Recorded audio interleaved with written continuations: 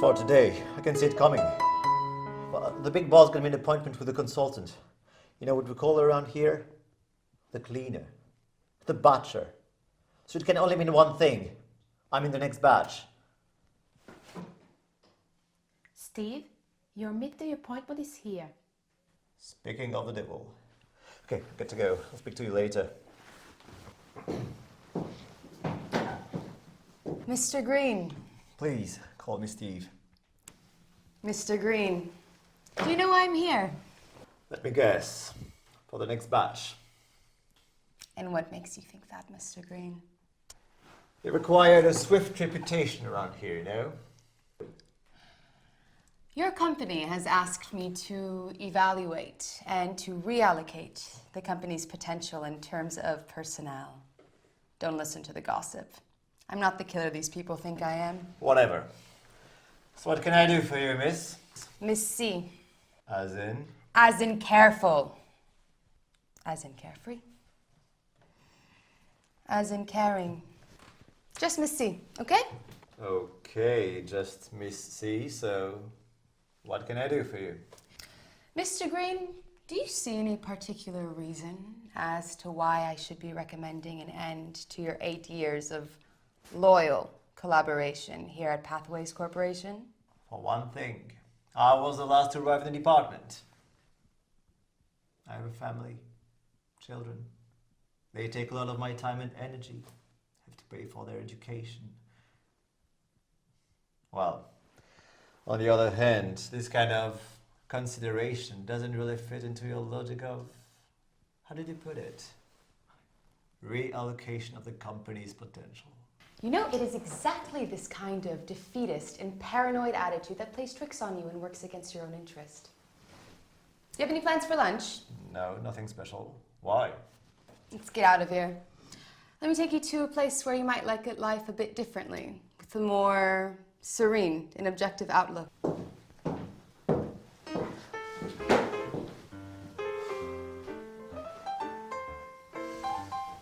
Missy, what a surprise. Oh, it's been a long time. Yes, it has. Good to see you. Oh, you came with one of your victims. Welcome. The usual table of the condemned. Relax. I won't have lunch with someone who is tense and aggressive. The only person who's aggressive here is you. As for your friend, the hostess. What are those creepy innuendos about your victims and the table of the condemned? Calm down. It's just a joke between girls, okay? Now, tell me, how do you see yourself? I mean, in life, outside of the office, with your friends and family? I'd like to have an idea. Why don't you ask them? I'm asking you. So please stop with this aggressive adolescent act, or I'll drop you here and I'll really get you fired. You're starting to get on my nerves with this air of the victim that the whole world wants to crucify. Isn't there any menu in this dump? How is one supposed to order any food around here? You just ask for the last supper of the condemned. Fresh start cocktail to begin with.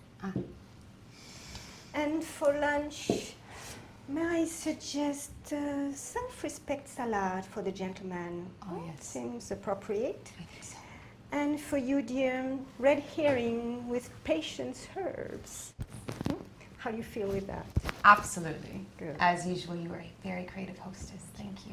And for the next course, well, we'll advise according to the vibes. To us.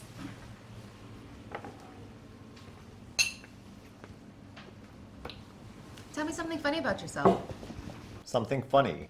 Something funny. Something amusing. Yes, something different. Something to take away this gloomy work atmosphere that you're carrying around with you? Something about your childhood? Something foolish that you did when you were young? What's in that cocktail?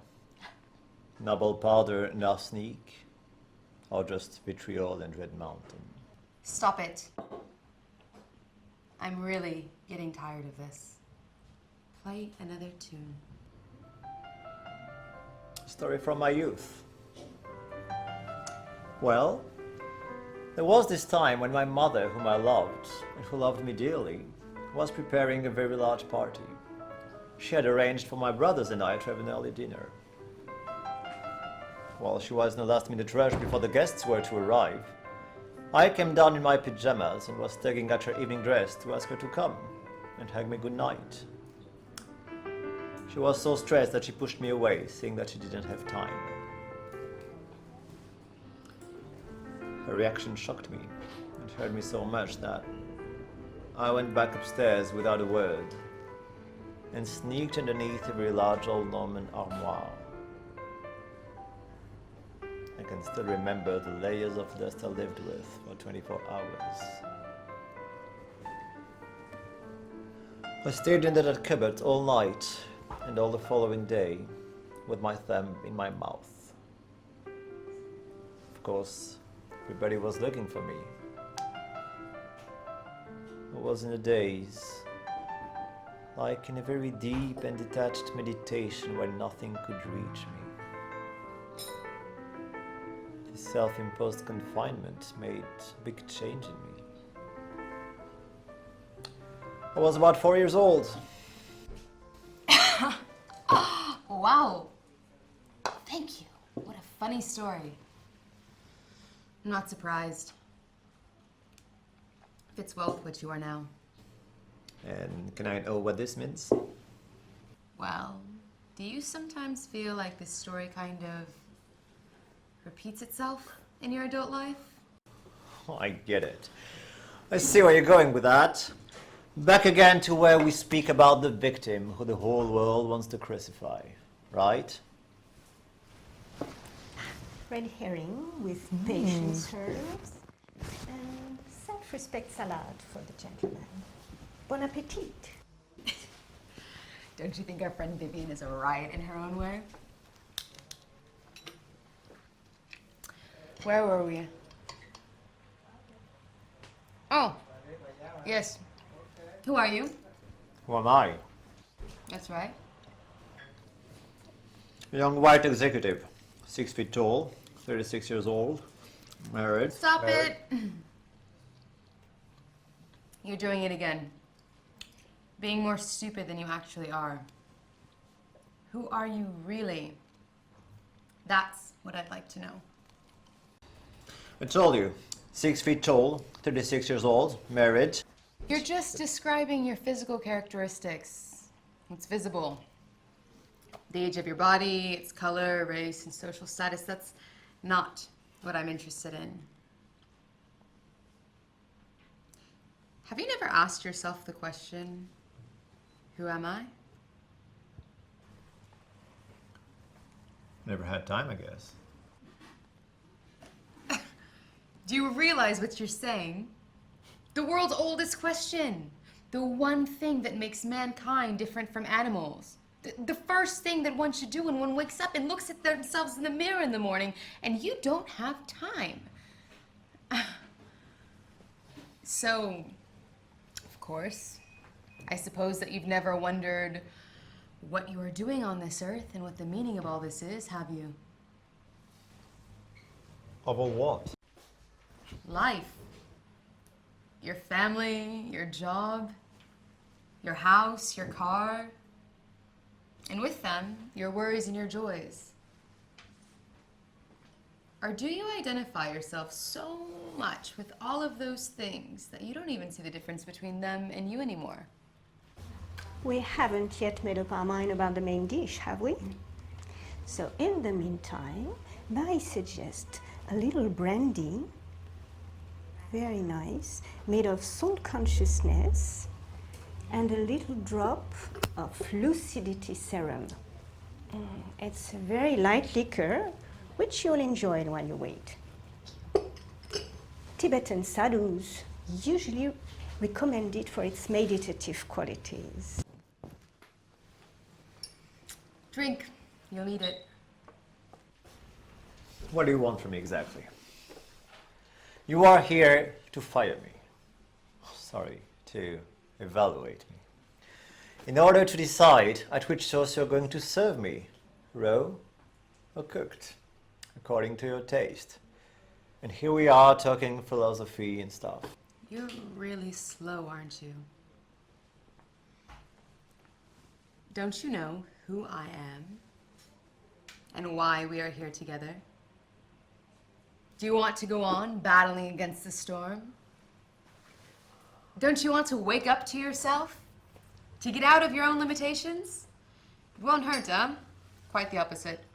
So, what you're trying to tell me, if I've got it right, is that it wouldn't hurt to stop wearing blinkers, to step back and see the forest behind the trees. That's about right.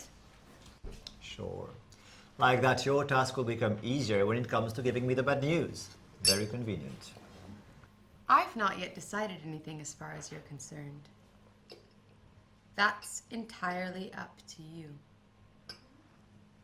As a matter of fact, the less attached you are about it, the better. So what are you saying?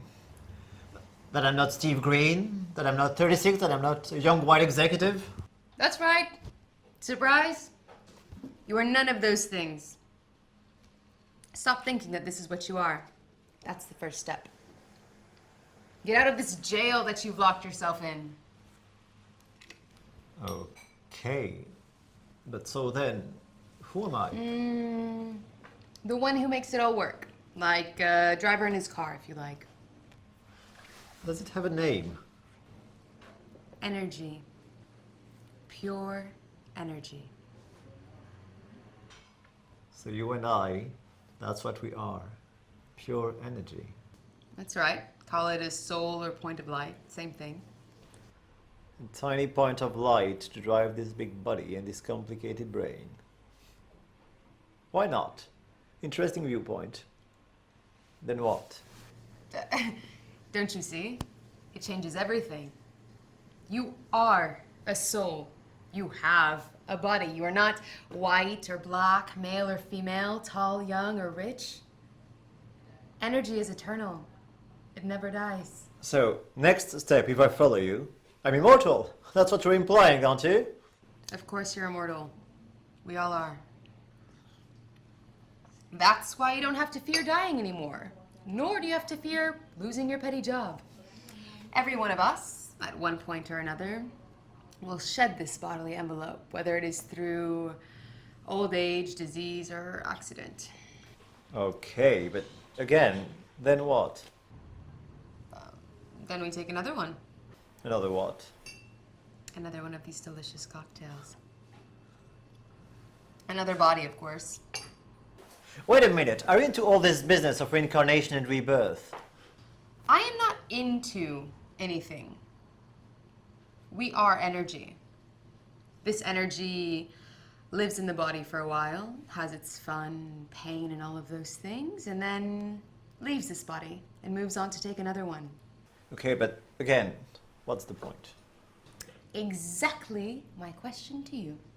What do you think the point is? Have you never asked yourself this question?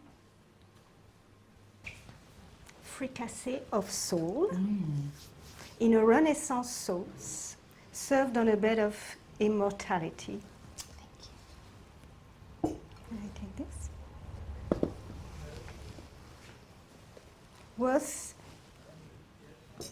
savoring it in silence while demystifying preconceived notions. Oh, poor Mr. 36-year-old, 6 feet tall white executive. You're completely lost, aren't you? Do you play this game with all your victims? No. Only the ones who are with it. And what makes you think that I am? Your illusions. It's 2 o'clock. Your boss is waiting for me. I gotta go. Thank you.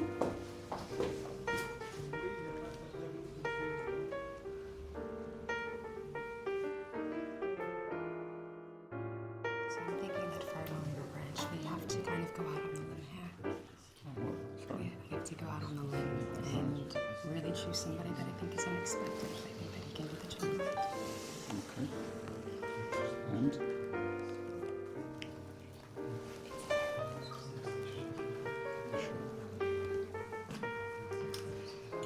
So, Mr. 6 feet tall waiting to be laid off. Still employed? Surprise. Have you thought about our little conversation the other day? You seem quite intimate with our big boss.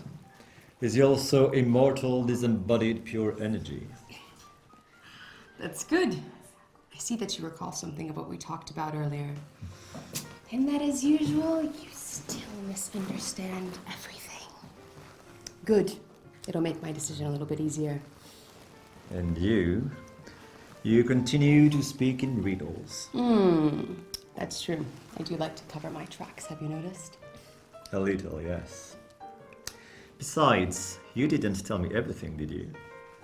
If what you said is true, there's got to be something else. It cannot end there, I mean. There's got to be some sort of higher entity who makes sense of everything. Right?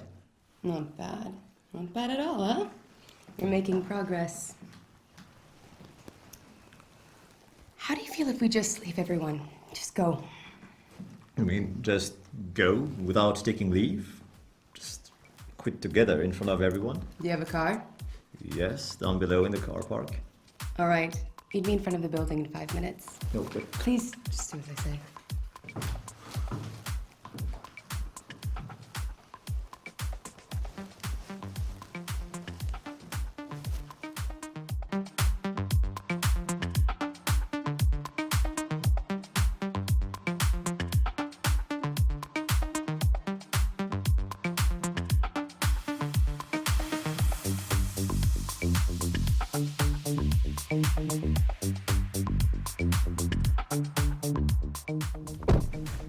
Where are you taking me?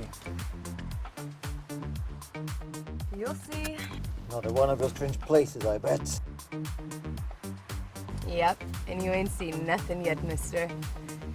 Now shut up and let me concentrate so that I can signal to them through the power of my thoughts that we'll be arriving soon. I said lie down! Hi.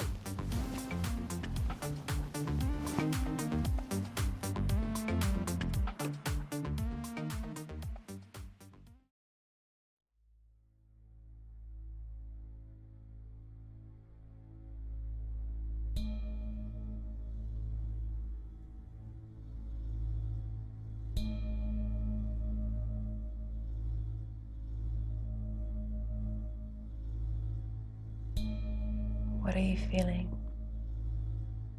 very light.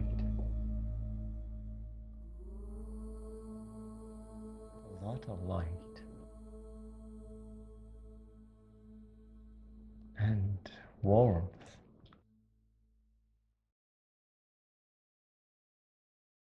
A lot of respect too.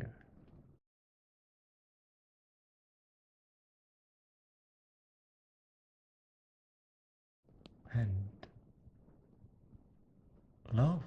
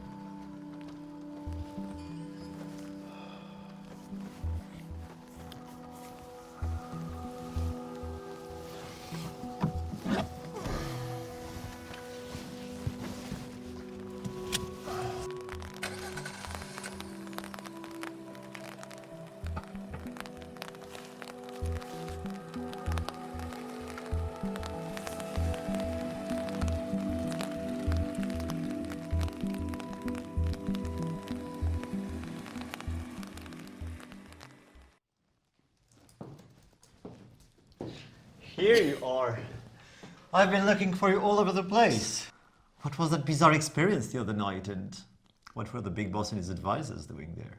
Do you remember what you felt? Oh, yeah. It was. Very pleasant. Indeed. And more, it was.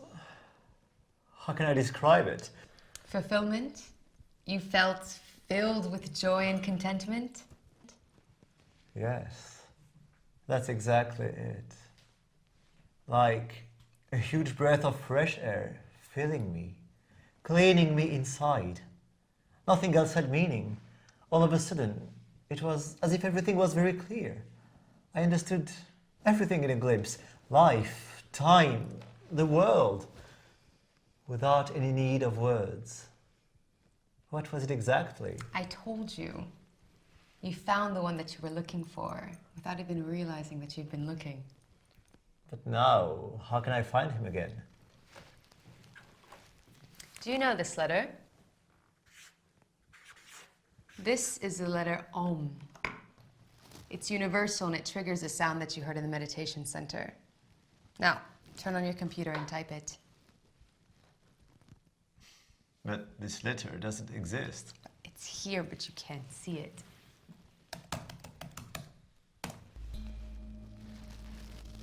Close your eyes.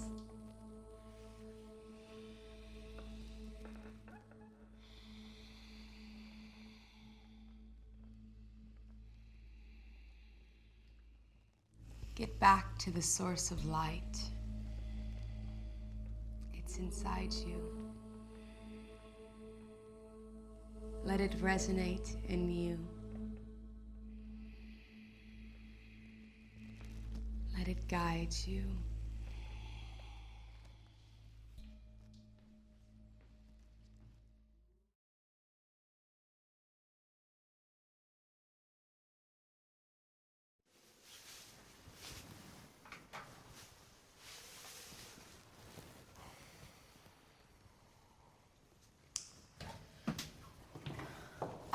Green. Yeah. Listen, the management has decided to extend your current contract. You may be expecting a promotion in the next few weeks. I want to leave that warmth again. That light, that love. Nothing else interests me anymore. Are you out of your mind? You have a family. Children that take up lots of your time and energy. You have to pay for their education. Do you remember? That's the speech that you gave me the first day that we met. And now that the company is extending its trust in you, you just want to run away from your own karma? For God's sake, pull yourself together. But it's you. What? It's you who opened this completely new horizon for me. You who showed me that there was something else out there. You who helped me find a new meaning to my life.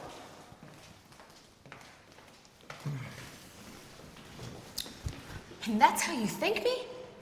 Huh? Just trying to blow it all off? No. You really don't get it, do you? Listen, one cannot escape one's own karma, but one can alter its personal consequences, the way those same situations affect us. Look at you. 1 week ago, you were desperate to keep your job, and today you just ignore it. Try to reconcile those two realities. That's what life is all about, my dear. No, wait. Listen, where can I attract attention? Tonight, meet me at the conference room, 10 p.m., not before.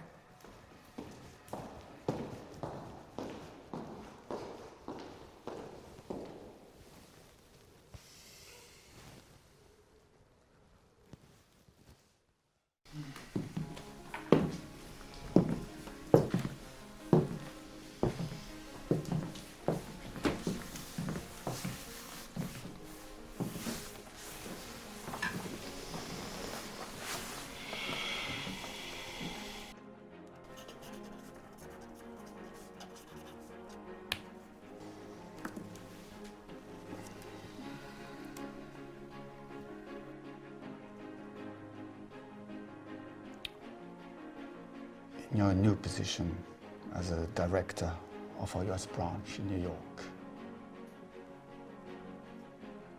your main objective will be to give hope to those who have lost all hope, to bring peace to souls and to give light in the midst of the chaos which will precede the Great Enlightenment. The world is going through a critical yet pivotal time. A renewal, a revelation, an unveiling.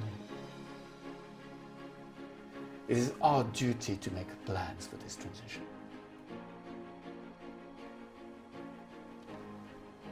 Miss Corona's mission was not to destroy your life or to make it miserable. She was the instrument to help you wake up to who you really are. Now it's your turn.